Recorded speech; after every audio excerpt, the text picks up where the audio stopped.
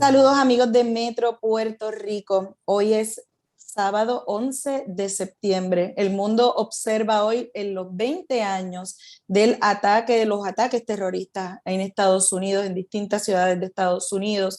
Es un momento de reflexión para muchas personas. Lo primero que nos viene a la mente es dónde estábamos ese 11 de septiembre. Queremos discutir con ustedes. Tenemos varios contenidos en nuestro portal metro.pr y hemos invitado al profesor en Relaciones Internacionales de la Universidad de Puerto Rico, recinto de Humacao, el profesor Efraín Vázquez Vera. Bienvenido, y me acompaña también mi colega Juan Marrero. Gracias, Ayola. Buen día, profesor. ¿Cómo se encuentra? Buenos días y gracias por la invitación. Un gusto estar con ustedes. Gracias a usted. ¿Cómo no? Ayola, voy a empezar con el profesor, pero sigo contigo. Profesor, ¿dónde usted estaba ese 11 de septiembre cuando todo esto pasó? Cuando escuchaba a Ayola pues, haciendo la pregunta, pues yo decía, yo quiero contestar eso, ¿dónde yo estaba? Porque esa es la pregunta que todo el mundo se hace. Se parece un poco, imagínense lo importante de lo que ocurrió hace 20 años, que se parece mucho a cuando personas experimentaron la primera pisada humana en la luna. Y todavía hay gente que, ¿verdad?, se pregunta qué yo estaba haciendo sobre cuando ocurrió eso. Pero definitivamente yo tenía 30 años y yo estaba en el Departamento de Estado de Puerto Rico. Yo era secretario de Estado auxiliar de Relaciones Exteriores. Y recuerdo que me llama el que era secretario de Estado, que era Ferdinand Mercado, y me dice, sube para que veas la televisión. Al principio, pues en la imagen era el primer avión que había chocado con una de las torres gemelas y todo pintaba que había sido un accidente. No era la primera vez que un avión, por error, chocaba con un edificio alto. E incluso ocurrió con el Empire State en una época. Entonces, claro, nos quedamos ahí viendo las noticias y ya cuando vino el segundo avión es que de verdad nos dimos cuenta que se trataba de otra cosa.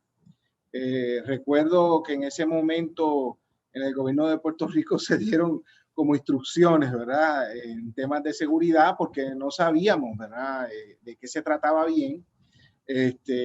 Y las semanas posteriores, tanto por mi naturaleza como académico y tener un doctorado en Relaciones Internacionales y también como ser secretario de Estado auxiliar de Relaciones Exteriores, pues me tocó, pues, digamos, hacer una gira por diferentes medios de comunicación tratando de explicar qué fue lo que pasó y un poco, pues, enviar este mensaje de que en Puerto Rico pues debíamos estar en cierta medida tranquilos porque ese tipo de ataques terroristas en Puerto Rico pues no era factible y en ese caso pues, ¿verdad?, las circunstancias llevaban a esa conclusión y después con el tiempo pues se vio que teníamos razón de que ese tipo de ataque de esa magnitud pues no era posible. Pero ese fue el día que cambió el mundo. Y el mundo que tenemos hoy es el resultado y el fruto de ese acto en un día. Y yo creo que esto impresiona.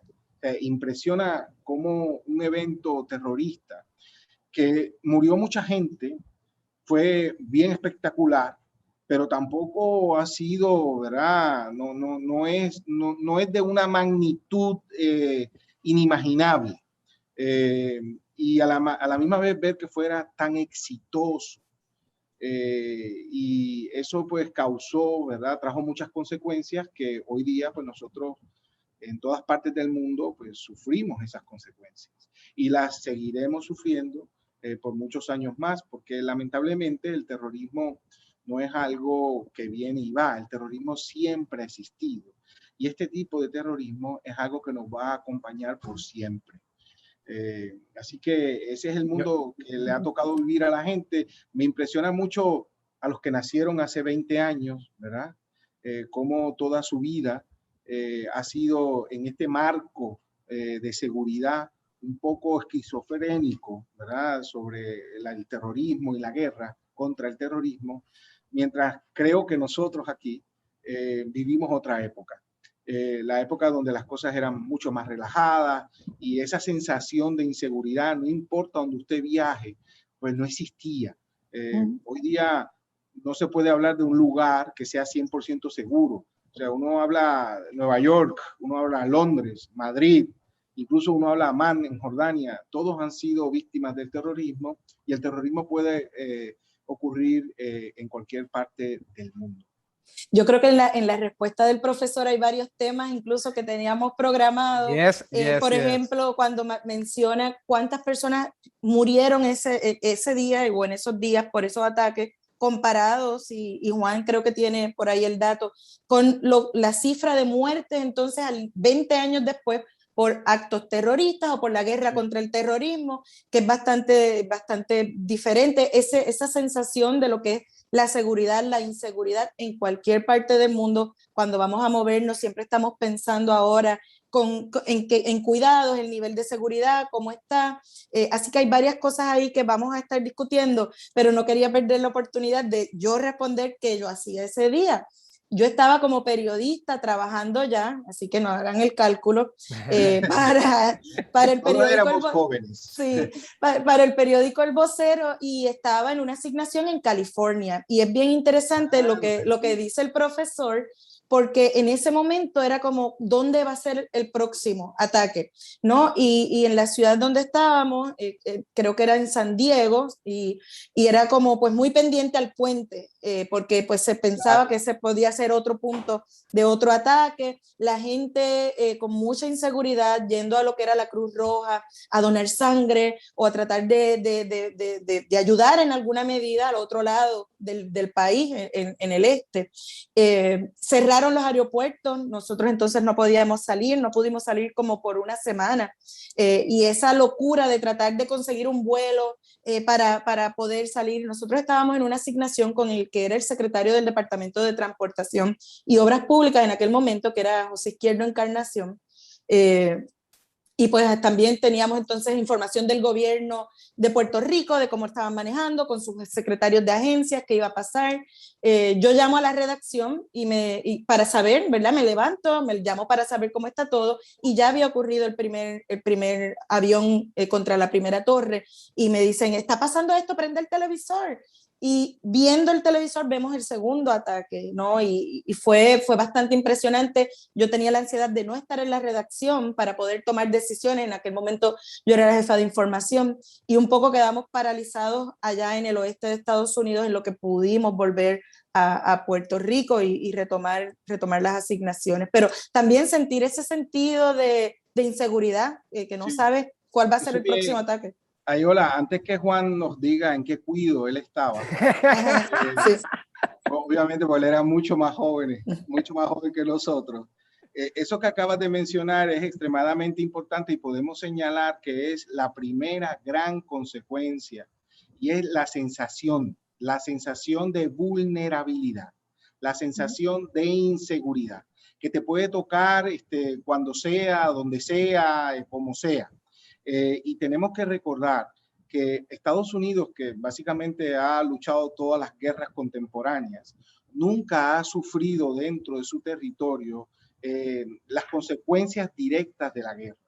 Y esta es la primera vez, de una forma espectacular, como son los ataques terroristas, en el cual los norteamericanos sintieron esa vulnerabilidad, cosa que ellos no estaban acostumbrados a sentir. Quizás en otras partes del mundo, pues era una cosa pues común.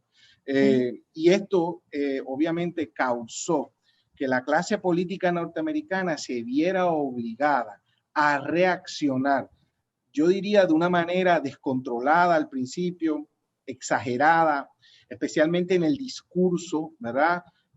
Fue echarle más leña al fuego. Es que era el presidente Bush, así que él asumió como una actitud de vaquero, de que no, esto no va a pasar aquí. Del viejo oeste. Tú sabes, esto era una guerra entre el bien y el mal, y el viejo oeste, por cierto, él lo decía. Entonces, ese tipo de clima, ¿verdad? Yo creo que creó las bases para lo que luego sería la lucha o la guerra contra el terrorismo a nivel internacional, que hay gente que dice que terminó, pero no, esta guerra continúa. O sea, esta guerra va a ser más de 20 años. Digamos que Afganistán fue solamente una batalla, pero no es una guerra.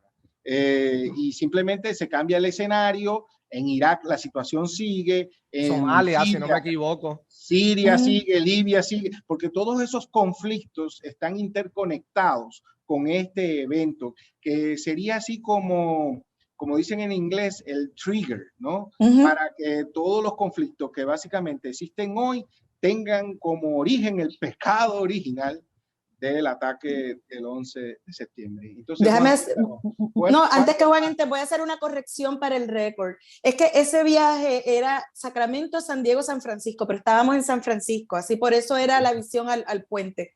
¿En qué cuido tú estabas? Juan, ¿cuántos años tenías cuando Mira, yo estaba en 10º grado. Yo estaba en 10º grado y me acuerdo que estaba en la clase de español. Yo estudié en el Colegio San Antonio de Río Piedra, San Antonio Abad. Muy bien, muy bien. Yo estoy en San Antonio Abad de Humacao. De Humacao. Pues yo estaba en el Colegio San Antonio y me acuerdo que entra un maestro y habla con la maestra de español, que en ese momento era Mrs. Penabat, y ella le dice, bueno, les quiero informar que un avión acaba de impactar una de las torres gemelas, estamos pendientes a lo que pasa. Pasaron unos minutos, la vuelven a interrumpir y ella vuelve y dice, ahora acaba de pasar lo mismo con un segundo avión en la otra torre gemela, parece que es un ataque terrorista. Y todo el mundo se quedó, ¿ok? Y yo me acuerdo que ese día pues todo se paralizó, las clases no se estaban dando, el único tema que se estaba hablando era pues esta situación que estaba pasando en la biblioteca, tenían las noticias puestas y yo me acuerdo pasar por ahí, era como que, ok, quiero quedarme viendo las noticias.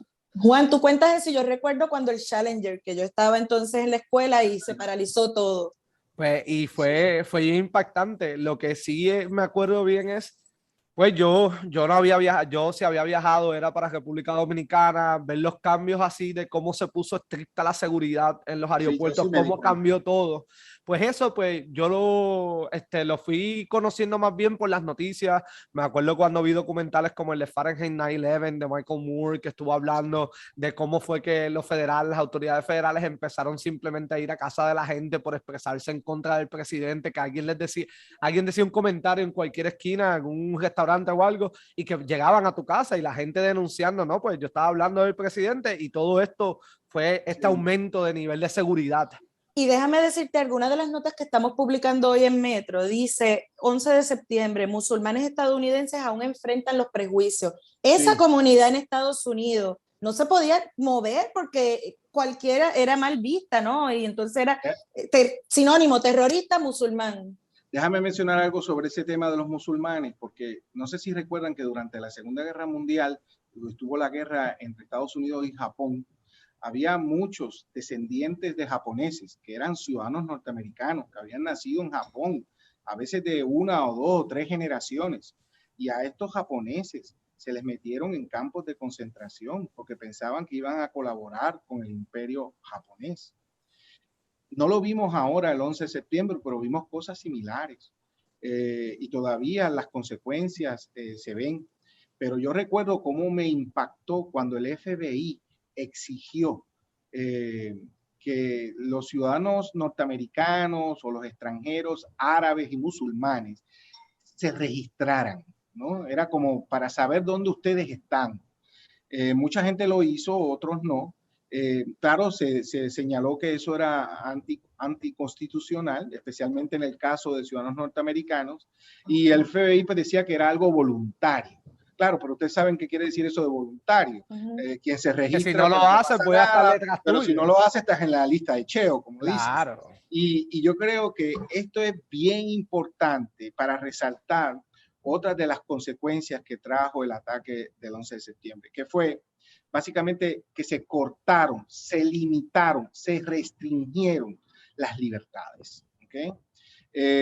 Y las libertades de todos.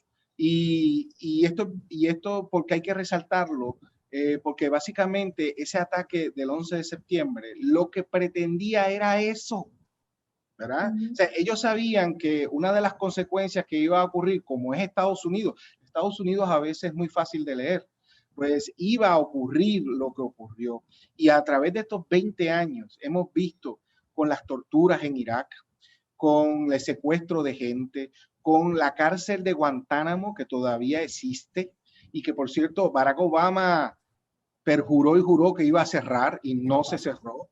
Ese es otro de los contenidos, disculpe que lo interrumpa, otro de los contenidos que pueden encontrar hoy en Metro, prisión de Guantánamo, un legado por resolver del 11 de septiembre. Todo este tipo de cosas lo que demuestra es que ha habido más violación de derechos humanos, porque es verdad que quizás hubo gente culpable, ¿verdad?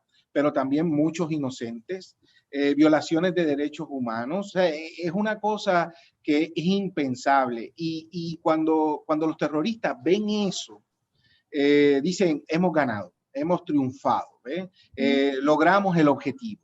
Y yo creo que un poco se juntaron, ¿verdad?, lo que era el gobierno norteamericano de esa época con los terroristas. Y digamos que eran almas gemelas para diseñar el mundo de hoy, que si nos preguntamos, después de 20 años, ¿es el mundo de hoy más seguro que cuando ocurrió el 11 de septiembre? Y obviamente, ¿verdad?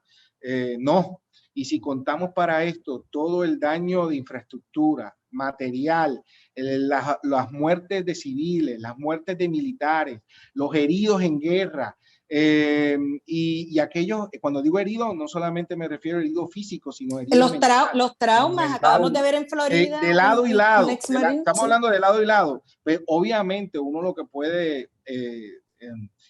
uno lo que puede concluir es que el mundo no es más seguro y que estos 20 años han sido 20 años de guerra con un alto costo, que por otro lado uno esperaría que con todo ese dinero que se invirtió en la guerra contra el terrorismo, que dejó de invertirse en otros temas que tienen que ver con salud, educación, infraestructura, etcétera.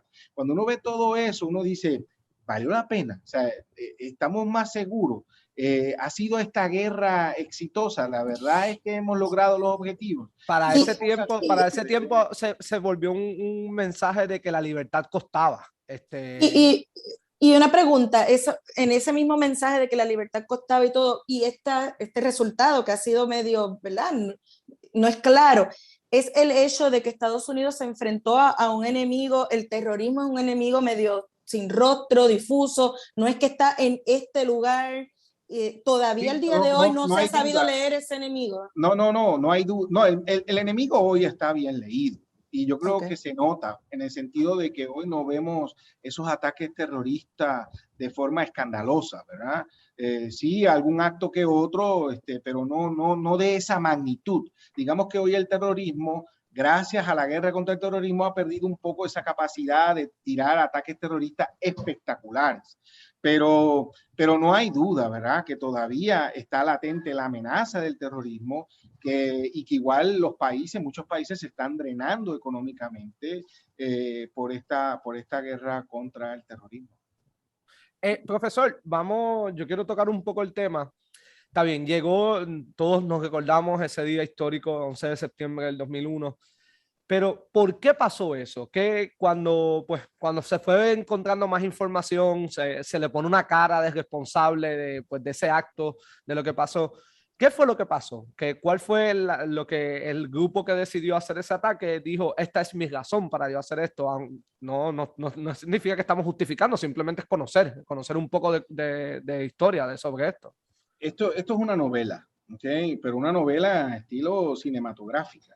Y el grupo se llamaba Al Qaeda, que traducido en español se llama La Base. El líder de ese grupo era un multimillonario saudí que se llamaba Osama Bin Laden. Y este señor, yo creo que hay que un poco conocer la historia de dónde viene. Este señor, obviamente, es de Arabia Saudita. Tenemos que entender que en Arabia Saudita hay un tipo de Islam muy extraño, que se llama el wahabismo. El wahabismo viene por un clérigo que hubo, de apellido Al-Wahhab. Y este señor es extremadamente, esta religión del Islam, o sea, esta variante del Islam, es extremadamente fundamentalista. Y esa es, digamos, la religión oficial de Arabia Saudita. Hay una especie de acuerdo entre los clérigos de Arabia Saudita y la monarquía saudí, para que tanto los clérigos puedan seguir con su forma de hacer el Islam y que los clérigos pues sigan gobernando Arabia Saudita. Así que hay que entender que Osama Bin Laden fue criado en un Islam, el Islam más extremo que hay, que es el wahabismo. Este señor, en cierta medida, pues identificaba cierto grado de injusticias que existía contra la religión del Islam. Ya eso nacía en él. Por toda la prédica de estos imanes wahabistas en Arabia Saudita. Entonces, el hecho de que también fuera multimillonario, pues hacía que tuviese muchos recursos para poder hacer algo. Y él básicamente vio una gran injusticia que ocurría en Afganistán. En Afganistán había un gobierno títere, y ese gobierno títere era un gobierno títere de la Unión Soviética. Recordemos que para aquella época todavía la Unión Soviética existía. Entonces, mucha gente en el Islam veía esa presencia soviética en Afganistán como una lucha entre el ateísmo, ¿verdad?, el mal, y el Islam. Y se entendía que luchar contra los soviéticos en Afganistán era una especie de yihad. Yihad es la palabra mágica que todo el mundo repite, pero es una palabra muy compleja, porque en el origen la palabra yihad básicamente quiere decir la lucha interna que tenemos cada uno de nosotros por hacer el bien y el mal. Lo que ocurrió era que en la época de Mahoma declaró algunas yihads o guerras santas. Así que pasó de lo interno a lo externo. Pero el mismo Corán da a entender que quien único podía declarar el yihad era Mahoma. Lo que pasa es que, como de ser el Islam una religión no jerárquica, pues eso permite que cualquiera pues, pueda asumir posiciones y declarar la yihad. ¿Qué ocurre? Osama Bin Laden fue reclutado por la CIA, por la Agencia Central de Inteligencia de los Estados Unidos, para ir a Afganistán, ya que tenía recursos económicos, y para reclutar a través del mundo entero a personas musulmanas que querían luchar contra los infieles. Y esa fue la función de Osama Bin Laden, y digamos que Osama Bin Laden fue muy exitoso.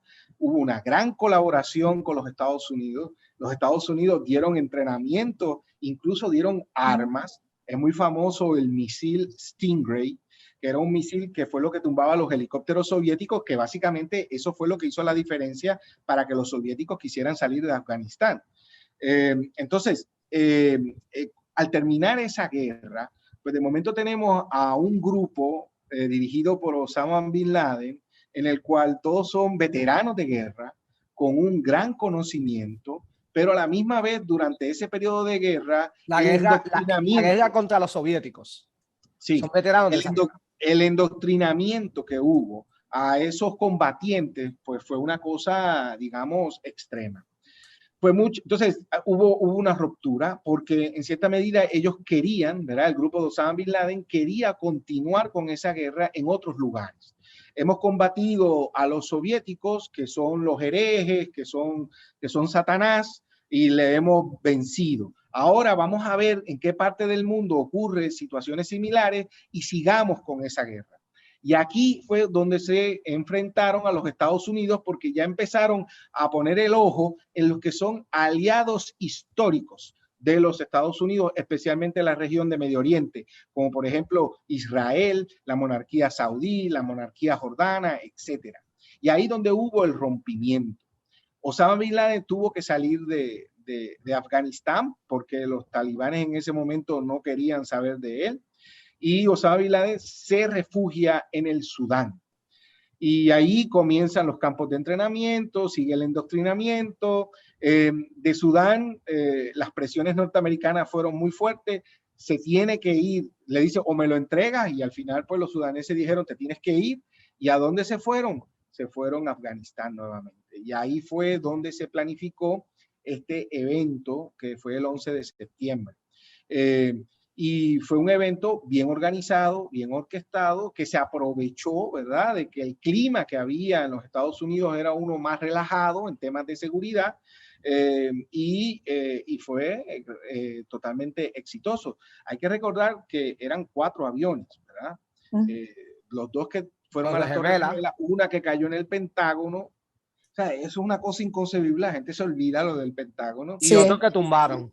Y otro, bueno, eso de que tumbaron, hay varias versiones, pero digamos, la versión heroica fue que las mismos Los tripulantes pasajeros lo estrellaron, sí, para... en la lucha contra los que, ¿verdad? Pero parece ser que ese avión iba dirigido también al Pentágono. Y eso fue, y eso es un poco pues la historia. Como ven, Afganistán parece ser todavía el centro de todo. La gente se olvida que Afganistán tuvo mucho que ver con este ataque del 11 de septiembre. Esto fue lo que empujó posteriormente a Estados Unidos a invadir Afganistán y sacar a los talibán. Y después luego de Afganistán, pues entonces se hizo la mirada a Irak y después luego pues, fue el efecto dominó, tanto así que, por ejemplo, cayó en Túnez, cayó un dictador, cayó en Libia otro dictador, en Túnez se salvó un poco, pero en Libia hay un desastre total, en Siria hubo un amago, pero hay un desastre total, y lo más importante que yo diría, la consecuencia más nefasta del 11 de septiembre, ¿no? Siguiendo este hilo conductor, el Estado Islámico. Sí. O sea, el Estado Islámico es el resultado de la guerra en Irak y la guerra en Irak es el resultado de esta lucha contra el terrorismo. Y ahí quería preguntarle, Estados Unidos, si no hubiese cambiado la mirada de Afganistán a Irak y se hubiese concentrado en Afganistán, ¿hubiese tenido mayor posibilidad de éxito? Yo creo que Digo, obviamente, es especulativo, pero... No, pero yo creo que obviamente la invasión de Afganistán, en su momento cuando ocurrió, yo la justifiqué. No tanto por el hecho de que Osama Bin Laden estaba allí, sino porque el gobierno de los talibanes era uno de los gobiernos más atroces de la humanidad, de carácter medieval, y en cierta medida lo que estaba ocurriendo allí, especialmente con las mujeres, valía la pena hacer el intento de sacar a esa gente del poder. En cierta medida, ese lado estaba justificado. Igualmente había pruebas de que en Afganistán habían centros de entrenamiento terroristas. Entonces, como ven, hubo prácticamente una unanimidad de que esa invasión de Irak estaba justificada. La de Afganistán. Ahora, La de Afganistán. La de Afganistán, sí. Perdón. Ahora, cuando hablamos con el caso de Irak, eso fue todo una creación. Una creación de grupos en Norteamérica, grupos de derecha o ultraderecha norteamericana, que tenían esta ilusión de que si ellos lograban lograr un país democrático en Irak, eso iba a tener un efecto dominó en la región para que la democracia al estilo norteamericano floreciera en Medio Oriente. Ese era el objetivo. Y por eso vinieron las mentiras, porque había que justificar esa invasión. Y se comprobó, ¿verdad? Luego de 20 años, de todo lo que ha pasado. Excavaciones, investigadores, no encontraron nada.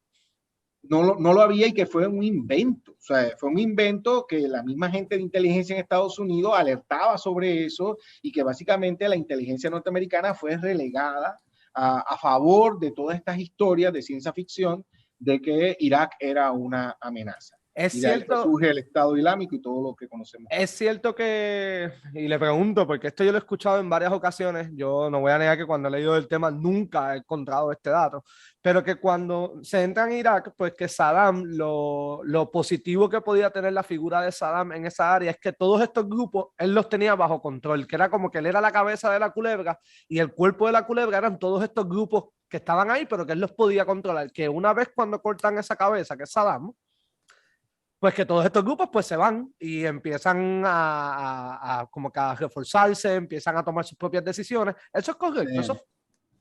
Bueno, déjame explicártelo de esta manera. Irak es un país inventado, ¿ok? Sus fronteras son inventadas. Y dentro de Irak tenemos tres grandes grupos. Los kurdos al norte, los musulmanes suní, que están más o menos por el medio, y más hacia el sur, que están los chií. Los chií o los chiitas son la mayoría en Irak, pero el gobierno de Saddam Hussein era un gobierno suní. O sea, al final quien estaba en el poder no era la mayoría.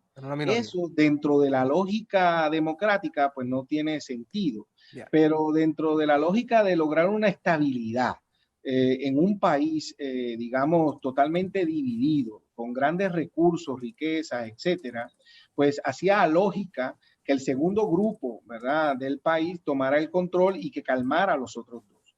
No hay la menor duda que que en el caso de Saddam Hussein, no solamente por su, digamos, por su carácter dictatorial, que controlaba todos los aspectos de la vida en Irak, sino también por el partido político en el que él pertenecía, que era un partido político de carácter laico, ¿ok? El partido Baath. Entonces, este partido introdujo prácticas, digamos, laicas, que un poco evitaban esta confrontación. Cuando sale Saddam Hussein, los sunnis no saben ya más qué hacer, se quedaron relegados, la mayoría terminó en el Estado Islámico. Por otro lado, los chiíes venían con aires de venganza y se hicieron con el poder en Irak, que por cierto hoy lo tienen, y por ende es un país con un carácter muy religioso chiita. Que es una amenaza para los sunnis. Y por otro lado tienes en el norte a los kurdos, que vieron una oportunidad y todavía siguen con el sueño de lograr una Kurdistán, una independencia. Pues ahí donde tú tienes, ¿verdad?, esta clase de melcocha, ¿verdad?, que no se sabe quién es quién. Y fue el caldo de cultivo perfecto para que surgieran grupos como el Estado Islámico, que eso ha sido, digamos, la peor consecuencia y ha sido lo peor que ha vivido la humanidad, mucho peor que el Talibán, etcétera, etcétera. Al lado del Talibán, al lado de los del Estado Islámico, son nenes buenos. Pero lamentablemente eso perdura porque el Estado Islámico todavía continúa. Incluso ahora el Estado Islámico se dice que ha crecido dentro de Afganistán ante la ausencia norteamericana y ante esa incapacidad de los talibanes de controlar todo el país. Quería ir Pero al Juan, tema... hay algo de cierto en eso, lo que acabas de preguntar. Gracias. Quería ir al tema del costo de perdóname, vidas. Ayola, y Juan, perdóname. Y Juan, y es curioso porque cuando cae Saddam Hussein y empieza el revolú en Irak, aquellos que eran enemigos de Saddam Hussein empezaron a decir, ¿dónde está Saddam? Mejor estábamos con Saddam. Con Saddam que ahora, pues. Sí, porque claro, cuando tú estás en la situación peor que se puede estar, pues te agarras de cualquier cosa, de verdad que sea mejor. Claro. Y querámoslo o no, en cierta medida, con Saddam Hussein, pues había cierta estabilidad, había una actividad económica. Oye, un dictador que duró por muchos años, había un poder establecido, había ya una manera de cómo coger las cosas. Pero los dictadores siempre terminan de la misma manera, así que... Cayendo. Sí. No, el punto que quería ir era el punto del costo de las vidas, que al principio usted mencionaba que, bueno, el ataque como tal del 11 de septiembre tuvo una cuota alta de vidas, pero cuando miramos ahora 20 años atrás, deberían ser muchísimas más las vidas que se han perdido. Juan, creo que había leído algún dato. Juan, si lo quieres compartir. Estaba escuchando, es un podcast que a mí me gusta bastante, se llama Today Explain, y ellos pues todos los días hablan de cosas noticiosas, y de los últimos episodios en esta semana fue el costo de 9/11. Y una periodista está hablando de que pues 2 colegas de ellas en Estados Unidos han llevado como que la cifra, un estimado desde que empezó el 9/11, empieza la guerra en Afganistán, cuánto ha costado todo esto, es un estimado como de 900,000 personas. Es muchas seres humanos. Cuando hablamos de víctimas directas del ataque del 11 de septiembre, pues está la cifra de los que murieron al momento. Ese día y 2 o 3 días después, o a la semana, a las 2 semanas. Pero la verdad es que todavía hoy hay miles de personas que sufren las consecuencias. De problemas respiratorios, me imagino. Sí, y de cáncer. O sea que las víctimas directas son mucho más de las que murieron cuando el ataque. Y claro, y si sumamos los militares, si los civiles. Eso es lo que ella estaba haciendo la cuenta, lo que ella estaba explicando era, mira, si nosotros hacemos cuenta aquí de militares de ambos lados, no estamos hablando de solamente los americanos, estamos hablando de civiles, las bombas que pues explotaban y matan gente, los ataques dentro allí internos terroristas, pues que es como una suma de 900,000 personas. Y eso no hay duda que si pudiéramos traer a la vida a aquellos que planificaron y ejecutaron el ataque terrorista del 11 de septiembre, estaría muy orgulloso de lo que hicieron. Terrible, ¿verdad? En cierta medida ha sido extremadamente exitoso. Y simplemente al hacer esta pregunta, hoy Estados Unidos es más fuerte, es más seguro que cuando ocurrió el ataque del 11 de septiembre, y la respuesta es no, que es mucho más débil. y lo de Afganistán que ocurrió hace poco, pues creo que es una buena prueba. Y en cierta medida ellos estarían muy contentos de lo que hicieron y eso es muy triste y es una gran tragedia. Yo creo que en septiembre 11, en una reflexión, yo la disculpa, dale. No, adelante, Juan. No, que en una reflexión es algo que cambió la vida de todo el mundo. El mundo entero sabe lo que pasó en el septiembre 11, el mundo entero conoce la figura que pues representaba lo que era Osama Bin Laden. Todo el mundo conoce eso. Y pues cambió la vida y yo creo que tenemos una imagen de lo que debe ser la seguridad versus lo que es seguridad. Y pues me acuerdo que escuchaba un comediante. Yo lamentablemente, yo no he visto lo que yo quisiera ver. Y es aprovechar, ¿verdad? Yo estoy seguro que ahora en los actos de conmemoración, pues, mucho patriotismo, incluso un tono bien beligerante, etcétera, etcétera, guerreros, ¿no? Pero a mí me gustaría ver una reflexión de si estos 20 años de lucha contra el terrorismo es la manera de combatir el terrorismo. En qué hemos fallado, qué podemos mejorar, qué tenemos que hacer que no hemos hecho. Y yo digo, lamentablemente eso yo no lo he visto, no lo he escuchado. Puede ser que haya algún académico de estos solitarios, ¿verdad?, que se plantee este tipo de reflexión. Pero hablando de las autoridades norteamericanas, si alguien surgiera del gobierno con un tono reflexivo y admitiéndome a culpas y también éxitos, ¿no?, relativos, pues prácticamente se le acusaría de traidor, ¿verdad? Y de ¿verdad? De hacer un ultraje a todos los muertos por esta guerra. Y eso es triste porque mientras esa reflexión no se haga, se van a seguir cometiendo los mismos errores y esta lucha pues nunca va a terminar, nunca va a acabar. Bueno, en esa nota, ¿no? Misma reflexión que Juan hace, que hace el profesor, esperemos que esta fecha y esta discusión sirva para que usted en su hogar, más allá de la pregunta que todos nos haremos y recordar dónde estábamos ese día, es mirar hacia atrás, mirar estos 20 años, qué hemos hecho y reflexionar un poco a futuro como colectivo, como sociedad, cada cual desde su espacio, ¿no? Y que un poco este junte de pensamientos y de reflexión tal vez pueda generar en algún lugar importante algún cambio. Muchas gracias al profesor Vázquez Vera.